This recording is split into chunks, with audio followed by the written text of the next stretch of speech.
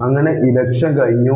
ഞാന് പ്രവർത്തിച്ച വേങ്ങര ബൂത്ത് 24 ഒരു കണക്ക പറഞ്ഞു. ബൂത്ത് 24 പറയുമ്പോ അബ്ദുറഹ്മാൻ നഗർ പഞ്ചായത്ത് ഇരുമ്പുചോല സ്കൂളിലെ 4 ബൂത്തിൽ ഒരു ബൂത്താണ് ബൂത്ത് 24. അതായത് നഗറിലെ 16-ാം വാർഡിന്റെ ഭൂരിഭാഗം ഭാഗം 15ന്റെ കുറഞ്ഞ ഭാഗങ്ങളും ഉള്ളൊരു ബൂത്താണിത്.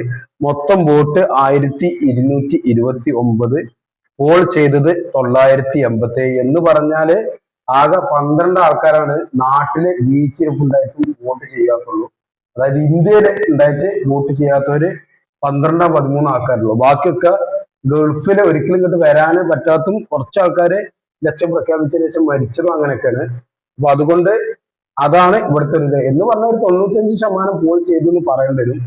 പിന്നെ UDF ഒരു 601 വോട്ട് വരെ കിട്ടും, LDF 349, മറ്റുള്ളവർക്ക് 37. അതായത് KM ഷാജിന്റെ 2 അപരന്മാരുണ്ട്. പിന്നെ മുസ്തഫ ചെമ്പൻ എന്ന് പറഞ്ഞ ഒരാള് ഉണ്ട്, അയാൾക്ക് സ്വതന്ത്രനാണ്. പിന്നെ അതുപോലെ BJPക്ക്. പിന്നെ ഇവിടെ BJPന്റെ വോട്ട് കൂടുന്തോറും ഇടതുപക്ഷത്തിന് ക്ഷീണം ചെയ്യും കേട്ടോ. കാരണം ഇവിടെ പൊതുവെ ഇടതുപക്ഷത്തിന്റെ ആളുകളാണ് BJPക്ക് അങ്ങനെ BJP ഇതും തമ്മിലുള്ളൊരു മാറ്റം ഉണ്ടായ സാധാരണഗതിയിൽ BJPക്ക് വോട്ട് കൂടുമ്പോൾ ഇവിടെ കുറലാണ് സാധാരണ ഉണ്ടായാല്.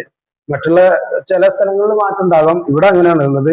അങ്ങനെ നോക്കുമ്പോൾ മൊത്തം ലീഡ് UDF 250 വോട്ട് ബൂത്ത് 24 വരാൻ ചാൻസ് ഉണ്ട്. അപ്പോ മൊത്തം 191 ബൂത്താണ് വേങ്ങരയിലുള്ളത്. മൊത്തം 191 ബൂത്ത്. അങ്ങനെ നോക്കുകയാണെങ്കിൽ 191-250 അടിച്ചാണെങ്കിൽ ഒരു 10,000-15,000 അടുത്തെത്തും. പക്ഷെ ഇതിൽ വിഷയം എന്താ വെച്ചാല് ഏകദേശം ചില ബൂത്തുകള്, അതായത് ഇപ്പോ നഗർ തന്നെ ചന്തപ്പുറായ അതുപോലെ കുളപ്പുറത്തിന്റെ ചില ഭാഗങ്ങളിലെ ചില ബൂത്തുകളിൽ ഒരു പക്ഷേ ഈ 250 എന്നുള്ളത് ഒരു 80-90 ഒക്കെ ആകാന് സാധ്യത ഉണ്ട്.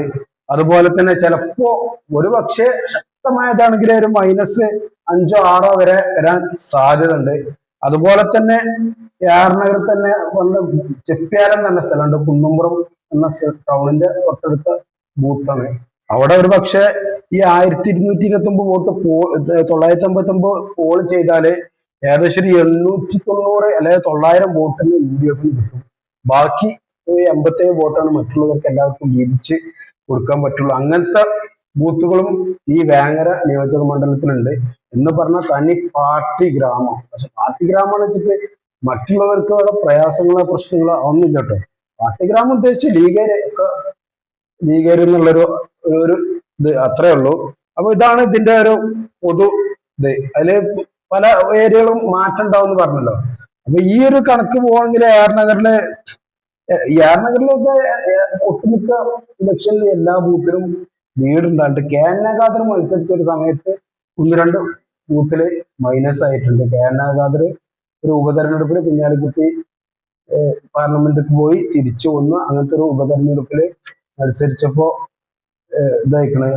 ഇതുണ്ടായി, ഒരു ചെറിയൊരു ഇടിവുണ്ടായിട്ടുണ്ട്. അതേ ഇടിവൊന്നും ഒരിക്കലും ഉണ്ടായിട്ടില്ല. കാരണം വേങ്ങരക്കാരെന്ന് പറഞ്ഞിട്ട് വോട്ടില് ഒരു വലിയൊരു മാറ്റം വരാൻ ചാൻസ് ഇല്ല. കാരണം എന്താ വെച്ചാല് നമ്മൾ ഈ നഗറിലുള്ള ആൾക്കാർക്ക് വേങ്ങര വേറെയാണ്.